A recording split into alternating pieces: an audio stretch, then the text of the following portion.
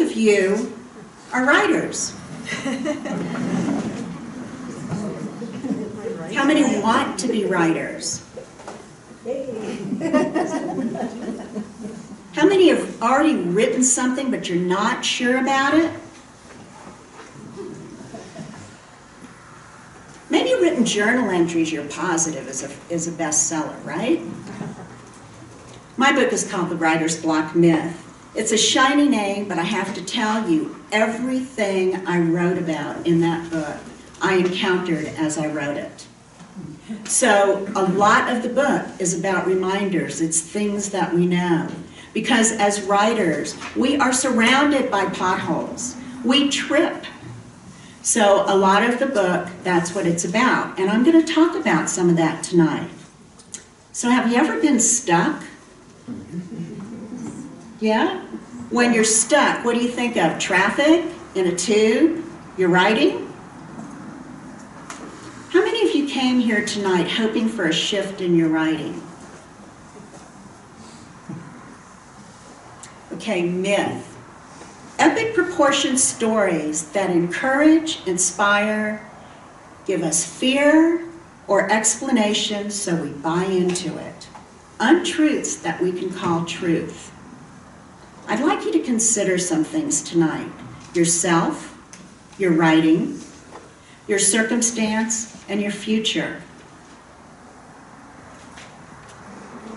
Can you consider how you may have given gigantic proportions to something that may be a mythological beast?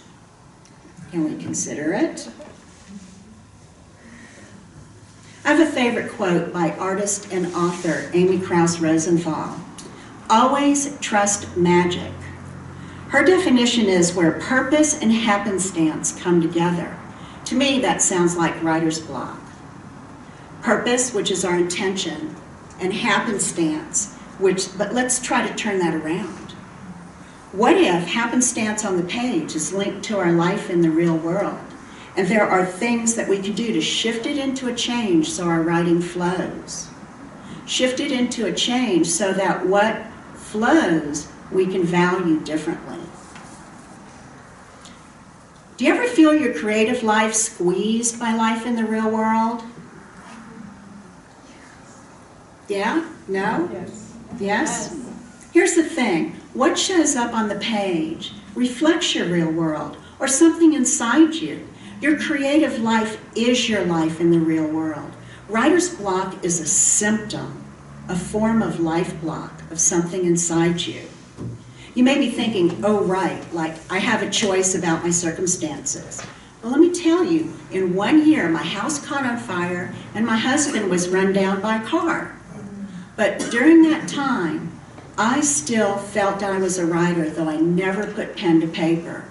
Until about 6 months in, and then I started my second novel. I'm saying that there's a way to respond that leaves you knowing you're a writer even when you haven't written in months. And feeling creative freedom even when what's going on in your life doesn't look creative at all from the outside looking in. So what do you say when somebody says or asks about your writing? Anybody want to share? How's your writing going? I say great. Do you say great? I usually do lately. Anybody else? Well, the two most common things that come up is, well, I haven't had time. And, you know, I just haven't gotten around to it. So I want to offer, or I'm going to give you two radical ideas, that there is time. And that you're writing even when you don't put pen to paper or fingers to keyboard. Time is such a big issue for so many of us when we're so busy and there's so much we want to do. So we'll look at two aspects. How do we assign time and what our expectations are in it? How many of you think that you should write a certain amount of time when you sit down to write? How many of you feel you should be writing more than you are? That maybe you should be further along in your projects than you are? Every one of these thoughts, holds an expectation of how writing and your writing life should be. And if life doesn't allow for these shoulds, you can feel stuck. Here's what you do. You learn to see where time exists. And this is really a task. You create an evidence journal. It could be a piece of paper. It could be a book. It could be something you keep in your pocket, put on the corner of your desk, put on the kitchen counter. It has to be something physical because our memories fool us. We tend to focus on what's missing versus what's there. And the whole purpose of this is to focus, well, I'm going to just say, just to underline that, think of the hurt left knee. Do we think about the right knee that's perfectly fine? We don't. So that's why we want to make it a piece of paper. And if you say that you don't have time, have you spent 5 minutes looking out the window while you had a cup of coffee? How about that 5 to 20 minutes you spent waiting for a friend, or your kids, or your spouse, or your partner? Did you have 30 minutes between appointments where you did the laundry or had a beer? All of that is time, all on its own. Now, I'm not saying give up your daydreams, and I'm not saying give up your tasks or your beer. What I'm saying is that this is to observe for a week and add up the space in your life. That the exercise is about feeling the spaces, softening your insides that feel squeezed, and shifting your story. Inner space is important to the writing process. And once you can see the space in your life, you can start to adjust it. You can make other decisions about how you're doing it. Because when we feel squeezed, we start ticking off things on our list to do. It's like the do. And it's not a choice, because that's where our brain goes. You can even shift how you view your writing, like call it a mini vacation. Call it that perfect interlude. Call it an oasis. And when you can shift how you define your writing time, then you can more easily assume the rituals that shift you into that mindset. You can more easily find the words, your cues. Like for me, it's prompts. A prompt will set me off in a skinny minute. And, or the space to write. You can more easily go, if I go over here, that's my cue. And you sink into your writing. One author does this while she walks. I do too. Every time I walk, as I'm walking, I look around and I'm composing sentences of how I can create word pictures so that my readers can see what I'm seeing, can feel something, experience something for themselves by this picture that I've given them in words. Sometimes they're quite poetic and they go on Facebook. I like those. People come up and say, we can tell you're a writer. But it's part of my practice. But that's the space that I have, is when I'm taking a walk. Another story I'll tell you is I had a period in my life where I think I mentioned that my house caught on fire and my husband was run down by a car. Well, I had another period where we were doing a home remodel and we were $100,000 over budget. Talk about juggling. And on top of it, I was trying to keep a business from going under.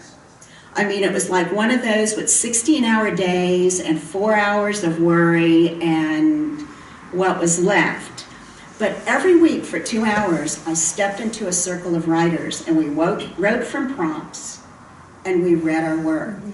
And that 2 hours, I declared my own. It was like my life raft. I turned off my phone. Sometimes I'd fall asleep in the chair. I mean, sit literally just nodding off. But a third of my novel was written in that circle. And that was, I redefined what that writing was. I gave it another name. It was my oasis. Everything becomes important when we think we don't have space or time. We whittle the list of to-dos. The key is to pay attention to the evidence journal. Sounds so simple, but it's a powerful tool. I'm giving you permission now to adjust expectations so you win also. Our brain loves wins, even when we know ahead of time we're going to win. So schedule your writing. I mean, something happens weird. Well, human beings are weird. You know, we drop something in our brain, but wins really carry us forward. So schedule your writing time so you know you can succeed. If you can only do 5 minutes a day, that's what you schedule. If you can only do it when you're taking a walk or throwing laundry in or whatever, that's what you schedule. If you can do an hour every other week, that's what you schedule. But schedule to succeed. You don't want to wake up and say, I didn't do it again, because we beat ourselves up. As humans, we discount triumphs, possibilities, and any evidence that things are different than the stories we hold in our mind. So, how many of you say you're a writer when people ask? Are you a writer? How many of you read something every week, even for pleasure? How many take moments to daydream and engage your imagination? How many of you do a little research on your writing projects or your writing life? How many of you actively observe, and this is observe with awareness, not just see? Do you do something every now and then that improves your craft? Right here. You're improving your craft right here. Okay? Do you doodle with words without judgment and expectation? Do you take as long to complete a project as it takes without focusing on the end result, that story, that book, that poem, that essay? Ooh, I don't see very many hands. These are the things writers do. Whenever you do anything I asked about, you're writing. Writing the same as pen to paper, fingers to keyboard. Your life in the real world and these things writers do support your writing. They are not in opposition to it. And those of you who didn't raise your hands on my question about saying to others that you're a writer, can you see yourself as a little more as a writer now? Think about that. And those of you who felt you weren't writing enough, can you see how indeed you might have a little more writerly life than you thought? Write every one of these things that you do into your evidence journal, as well as every word and every minute that you write. Because writing is more than what we do. There are 7 keys to set you free to write, or what I call the writer's inner game. Everyone will sound familiar, and you probably could even go, I know that, and dismiss it. That's okay, because I believe you know that. These are your reminders, because like I said, we're human and we're writers. We are surrounded by potholes to trip us up. So number 1, I've already talked about. Pay attention to the evidence journal. Can you see the value in that already? Yeah? Yay. Okay. Number 2, let go of dead-end distractions and do what answers yes. In our writing, dead-end distractions are, the sidebars, the exposition in the middle of the gunfight that takes us out of the action. They're the backstory that slogs down, the rambling. In our life, they're the things that take us away from what matters to us, which is our writing and our writing life. And take us away from what we believe that we want. And often the things that we ignore that can help us make whole. There are shoulds and oughts that we've gained over time from relationships, from life, from culture, everywhere. And they can include things that are important to us. Family, friends, obligations, responsibilities, our work, our goals. It's easy to forget that dead-end distractions have nothing to do with the value of what you let go of. That they're what takes you away from what makes you feel whole. And it's not all or nothing. For writers, this includes taking us away from those things writers do. For me, my biggest thing is I have a hard time reading. As much as I love to read, because about the time I can sit down and read, I'm out. I'm asleep. And so, I have to, think about that. I have to figure out how to schedule that part of what's so important to us as writers in. And to what answers yes, I want to footnote that sometimes a yes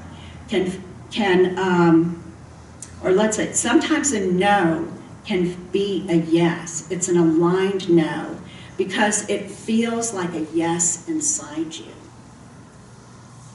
So I want to take a moment for a short exercise. And close your eyes if you're more comfortable with this. Think of something you agreed to do that you didn't want to do. A definite no if you had a choice. Where do you feel it inside your body? How does it feel? What about in your mind? What emotions come up? That no that you agreed to do. Somebody want to share? I'd love somebody to share. It affects my breathing. I become more short of breath and kind of defensive, Affects your breathing and you're short of breath, like a constriction. Mm-hmm. Yeah. Feels like a rock. Like a rock, hard, right here. She pointed right here to her chest. Now let's do it with a yes. Close your eyes if you feel more comfortable. Think of something you agreed to do that was a definite yes. How does this feel inside your body? Where do you feel it? What does your mind do with that yes? What emotions come up?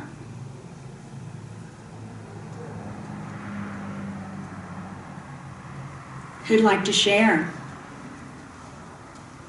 Chloe? It feels expansive. Expansive. Opening, lighter. Again, she showed from her heart. When I think about teaching my writing classes, actually, that just everything expands open. Anybody else? Anticipation. Anticipation. Ooh, so there's a little bit of positive expectation and excitement, maybe? Mm-hmm. See the difference? Expansion is what the creative process is about. Anticipation. And anticipation is a word that means that we're waiting. We're not expecting. We're not zeroing in. We're opening up. Isn't it important to feel expansive and wholly yourself? Yeah? Number 3, trust the creative process. The key word is process. Engaging with creativity is a dance. What you want to do is expand the dance floor. This is a place where writers get tripped up. We're focused on where we're going. We're focused on the story that we intend to tell. We're focused on how we should be doing it, instead of living in our joy and the process. How many of you know exactly what I'm talking about? Let go of focus on product and expectations. This means letting go of judgments too, of your work, of yourself, of what should be. Because you're opening up, expanding to the possibilities in your work. Doesn't it feel good to think about it? It does when I think about it. By the way, this includes the intensity of editing too. Editing is a process with its own level of creativity within the rules. You'll find this true when you settle into it. I know a lot of people hate the editing. Your work will be stronger and you'll feel freer doing it. I actually like editing. Number 4, Connection is alchemical. Writing is connection every single time. And connection happens in the spaces. The space between the written word and the reader. The space between your craft and how you engage the reader. Then for yourself, the space between process and thought and the words on the page. And that connection in the space between the words and the reader is your gift to the world and your gift to yourself. So think of it as your gift. If you're not in the spaces, you're withholding a gift. Which is, sometimes we have to do, but can you see the value of thinking connection when you sit down to write? Yes. Yeah? Number 5, rejection happens, so cheer the triumphs. Rejection can be a soul killer. Perspective is important, so or you'll spiral down. That's why other writers are important. They get your head straightened out. It's like they remind you those couple of words that, you get from an agent or an editor, the value of those. The importance of considering what works and what doesn't in your work. And critiques, the times that you could say next and trust yourself as an author. How many of you fight the inner critic? How about fear? How many of you have fear at times? Rejection strokes the inner critic and can fool you into believing that critic is right. But no, the critic is like any other persistent helper who thinks she's protecting you from doing something grave. She's not going to go away, and she's not going to shut up. So the best thing to do is acknowledge her or him, tell them to sit in the corner, that you are the one making the decisions right now. And the same works with fear. It works wonders with fear. And perfection, what I call the inner critic's buddy. There is no perfection. Focusing down on it shuts you off from what's possible in your work. Do you notice I keep saying possible in your work? This is where we're going. Find a way to experiment with letting go of your perfection tendencies. It's really hard. I used to be a recovering perfectionist. I've been told I've actually recovered. I don't know if we ever do. But so, read your rough work in a writing group. Hear what others say. Take it in. You may be surprised. Another thing is share a piece that you feel is less than complete with the critique group. Go in with the intention to have questions answered. What works? What needs improvement? What do people respond to? There's a wealth of information for the writer in imperfect work. I went to Stony Brook, Southampton Writers Conference, and I was in a room with, 11 other people, Meg Wolitzer, New York Times bestselling author, our teacher, and we submitted 15 pages. Well, I took a first draft. I was halfway through my novel, and I was trying to do some things, and I was going like, I don't know if this works or not. And I sat down and read the other pieces by those others. They were so polished and so perfect, I stayed up and cried all night. But I found out that even in my first draft, the answers that I needed, I found out what I was doing worked, and I found out that I could move forward. I took that chance. And I saved myself a lot of work in editing because it's like if it hadn't worked. How many, so there's a wealth of information in imperfect work. So for us perfectionists or have those tendencies, just remember that. That would be a perfect way of thinking about it. How many of you feel you have to sacrifice to write? That you make sacrifices, time with family, time with your job, time with spouse. The word sacrifice come up for anybody?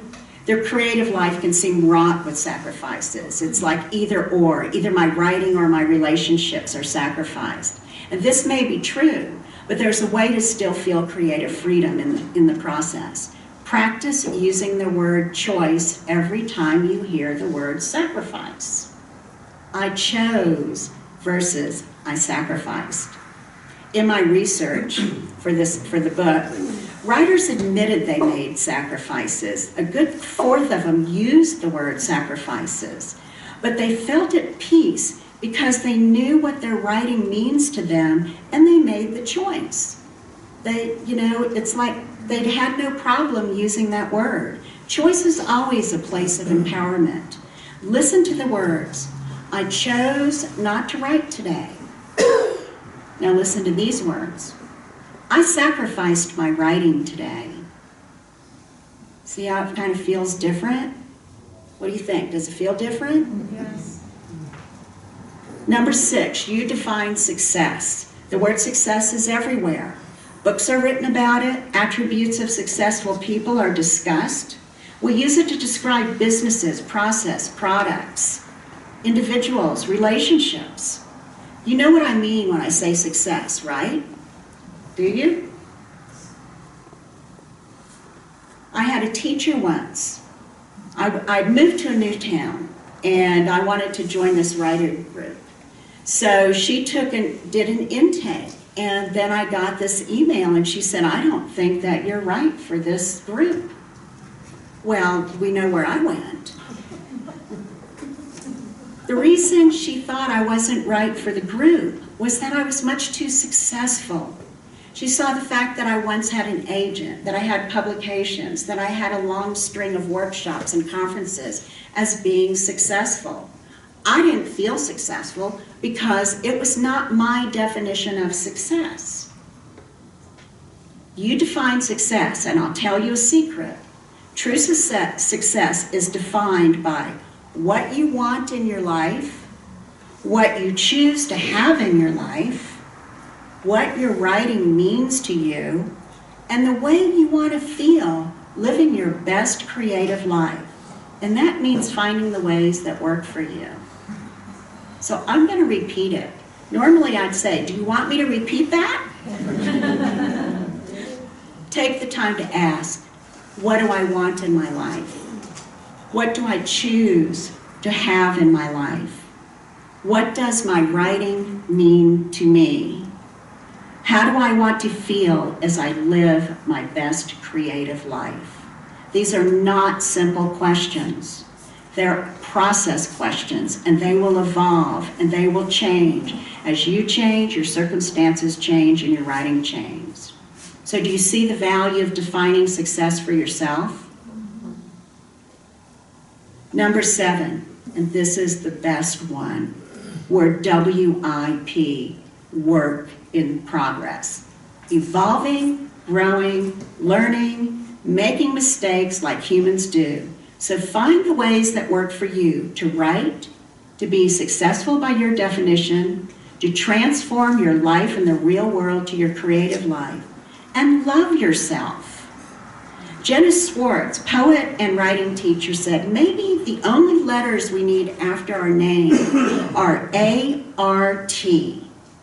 That could stand for already rocking this. These keys are reminders, like I said, you know them, but you will falter in your creative life, and there will be times where you will face the blank page, and most of the time you can trace it back to your inner game, to start to find center, to find the other ways to move forward. I'll leave you with 3 permission slips. Think of them as green lights or your hall passes, and the magic word that will set you free to write. Number 1, you have permission to do all the things writers do. Read, research, observe with awareness, daydream and engage your imagination, doodle with words for as long as it takes, and learn your craft. You have permission to make writing a priority and call it sanctioned solitude, whether 5 minutes a day or weeks at a time. And you have permission to own your superpower, your writer's voice, to experiment and develop it, to embrace it.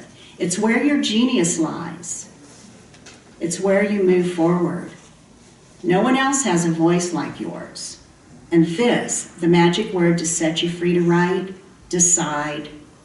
Decide that no matter what you fear or hear in your mind or face from others, or what life hands you and what you're doing or not doing, you're a writer and deserve your writing life. Decide that if you're a writer and it doesn't all feel good, you're getting past stuck and moving forward in the kindest way to yourself and others. You're doing this for you and for others, because if you're happy, that's always good for others. Whatever comes up as you mastermind your creative life, you're fine. Simply notice and decide again. Value the 15 minutes as well as the hours, the once a week as well as the every day. And decide to see the triumphs in doing what writers do as the drop in the bucket of your creative life. And view every step on this journey of a writer as taking you closer to your definition of success. Cyn Chadwick, writer and college professor, shared this on Facebook, and I just loved it. I wrote her, and this is what she said. When I did my undergraduate work at Vermont College, the mantra, trust the process, was on everybody's lips from the moment we stepped on campus. Now, 25 years later, I find that saying just about covers everything in my life. Trust the process. And I'm going to leave you with two things. One is a piece that Chloe wrote. She came to my Writer's Dream Retreat, which is retreats that I do one-on-one and work with people with their projects.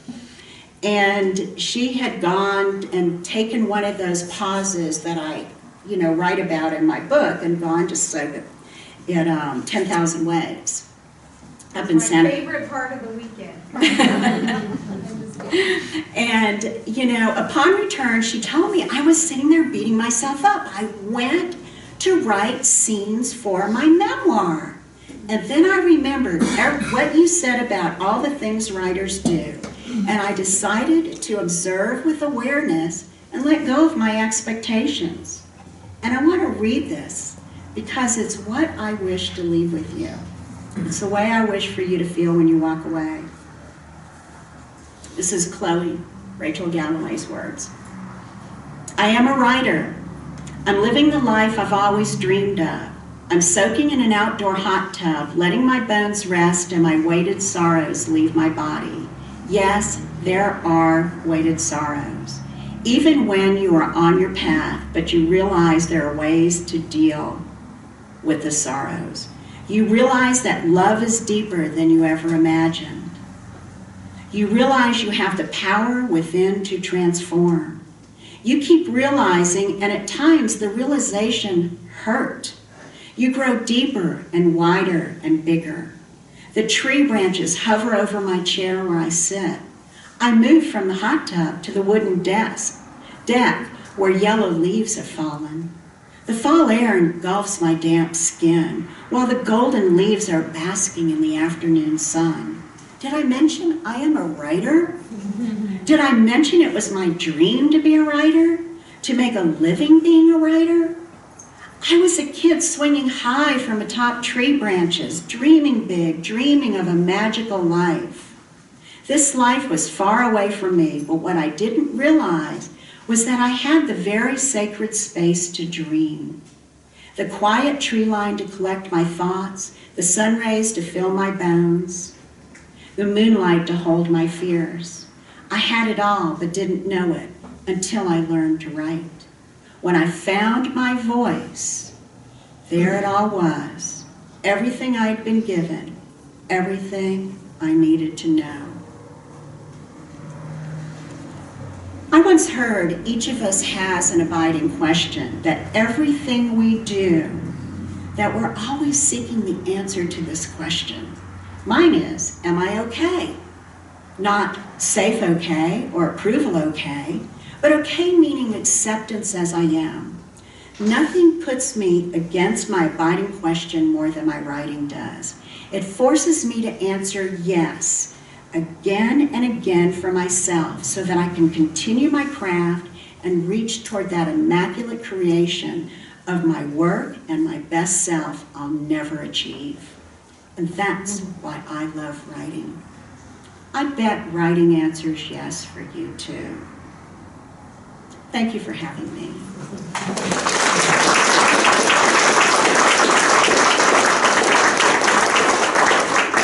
Do you have any questions?